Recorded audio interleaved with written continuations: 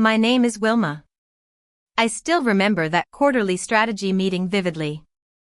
It was a moment that changed everything for me and for the company. The meeting room was filled with the usual buzz of activity.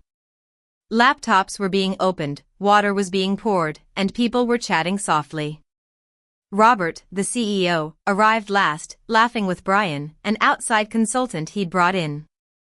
They were so caught up in their own world that they didn't even notice Frank sitting in the back corner. Frank, a retired board member who'd once been Robert's mentor, was the last person Robert expected to see there.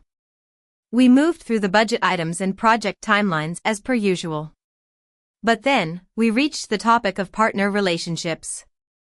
Robert stood up, full of confidence as always.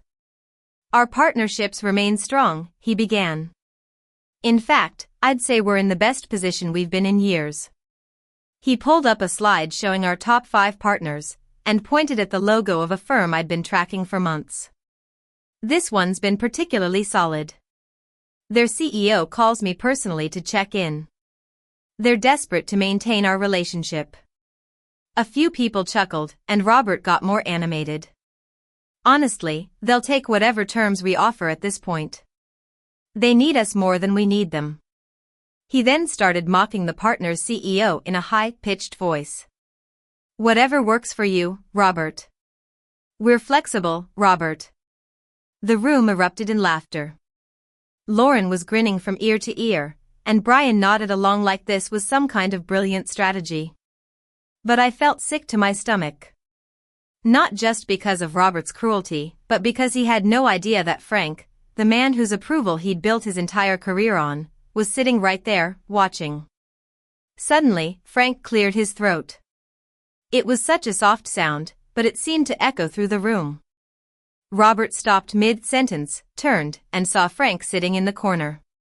The color drained from his face in an instant, going from pink to white in just 3 seconds. Frank, Robert said, his voice thin and weak. I didn't realize you'd be joining us. I wanted to observe, Frank replied quietly. His tone was calm, but it had an underlying edge that made you nervous. Please continue. Robert tried to laugh it off. I was just explaining our strong partner relationships. Frank leaned back in his chair. Yes, I heard you mentioned that firm whose CEO is so desperate for your business. The one you were mimicking. It was just a joke, right? Of course, Robert said quickly. We have a great relationship with them. Frank's eyes were steady as he said, that's interesting because their CEO is on the foundation board, the same one I joined last year. We had dinner together 8 days ago. The room went completely silent. Everyone in the room could sense that something terrible was about to happen. Frank continued, his voice still quiet but firm. During our conversation, he mentioned that he's been considering reducing commitments with certain partners. He wants to focus on relationships built on mutual respect and aligned values. Robert's hands tightened around the back of the chair in front of him. Frank, I think there's been a misunderstanding. I don't think so, Frank said as he stood up slowly. I received an analysis last month. It was very thorough and detailed the exact kind of communication shift that indicates a partnership in decline. Response delays, language changes, engagement reduction. The analyst predicted we'd lose this partner within 6 months if we didn't adjust our approach. And instead of adjusting, you mocked them in front of everyone.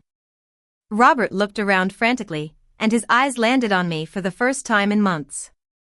I saw the moment of recognition in his face, followed by a look of betrayal. I'd like to see the full partner relationship analysis, Frank said. The one I received.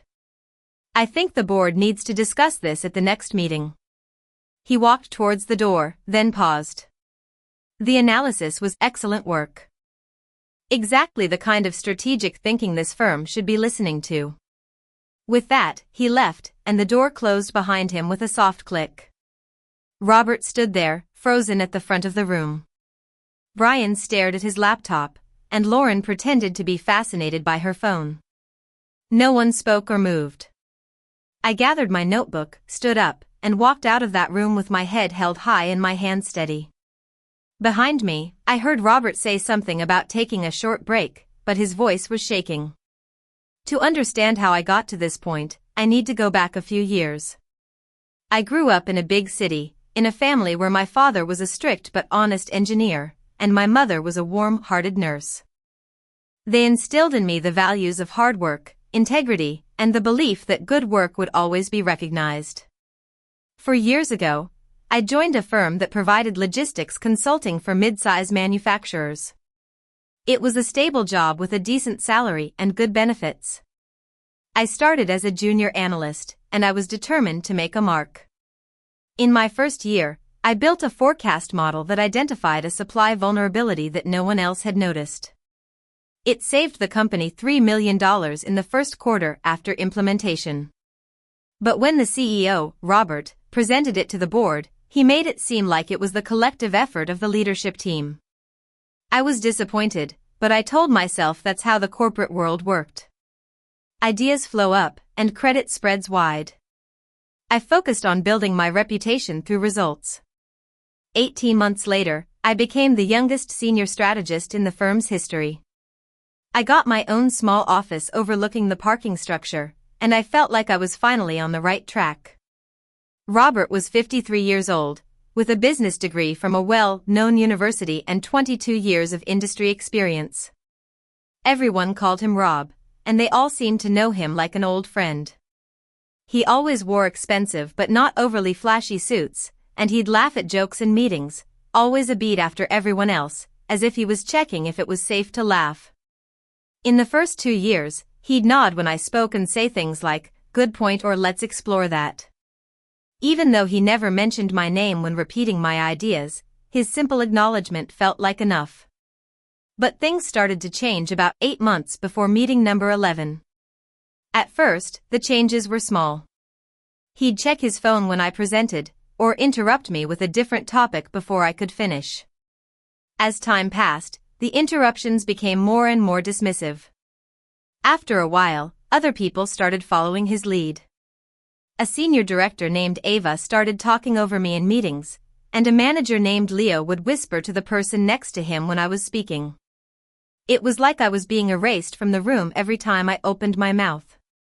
I started documenting every meeting, recording every interruption, the date, the topic, who was present, and what I'd been trying to say. I didn't know what I'd do with this information, but I needed proof that it wasn't all in my head. Meeting number 11 was one of the worst. I'd been tracking one of our oldest partner firms for 7 weeks. There were small but significant changes in their communication. Their CEO had been named to a big foundation board, and they'd started using more formal and distant language in emails. They'd also pulled back from 3 collaborative projects, citing scheduling conflicts. I knew they were repositioning and that we were no longer a priority for them. Losing this partner would mean losing 18% of our annual revenue. I tried to bring it up in the meeting, but I got halfway through my first sentence when Robert raised his hand. "Let's stay focused on real concerns," he said, and then he laughed as if the idea of me having something valuable to say was a joke. After that meeting, I felt completely defeated. That night, at home, I sat on my couch with my laptop and started researching Robert. I pulled up his background file from the company archive and looked deeper into his past. I found an old interview where he'd mentioned a mentor who'd believed in him when others hadn't. That mentor was Frank, a retired board member who still attended quarterly meetings. I realized that this could be my way to be heard. I crafted an email to Frank's assistant, using the company anniversary as an excuse to ask for a coffee meeting to discuss historical industry partnerships. To my surprise, Frank agreed to meet. Our first meeting was at a quiet cafe a few blocks from the office. Frank was 75 years old, with silver hair and an expensive watch that he barely noticed. He had a calm and steady presence, and he seemed genuinely interested in our conversation. I asked him about the early days of the firm, and he told me stories of handshake deals and cross-country flights to meet clients. He also asked about my work, and I explained my role in analysis, forecasting, and pattern recognition. He said it was valuable and essential work, and I could see that he really meant it. Over the next few months, I had several more meetings with Frank. I never complained about Robert or the meetings where I'd been silenced. We just talked about the work, and I shared my observations about the changing dynamics of our partnerships. Meanwhile, at work, things were getting worse. Robert brought in Brian, an outside consultant, and started valuing his opinion over everyone else's, even though Brian had only been with the company for 3 weeks. In one meeting, I tried to correct an error in Brian's analysis, but Robert just ignored me and said Brian's methodology was sound. But then, at our 5th meeting, I mentioned the partner firm again. Frank listened carefully and then asked me to send him a full analysis. I did, and 2 days later, he called me. He said he was going to share it with other board members, and I felt like a door was finally opening. Fast forward to that fateful quarterly strategy meeting. After Frank left the room, the board held an emergency session the next day. I wasn't there, but I heard that Frank had called the meeting, invited other board members, and even talked to the partner firm's CEO. The partner CEO was honest and said they'd been considering ending the partnership due to Robert's approach. 62 hours after that meeting, Robert submitted his resignation. The official statement said he was pursuing other opportunities, but we all knew the real reason. After Robert left, the firm brought in an interim CEO. At the first strategy meeting, I mentioned a forecast adjustment. I opened my laptop and presented my analysis. The room went quiet, but this time it was different. People were actually listening.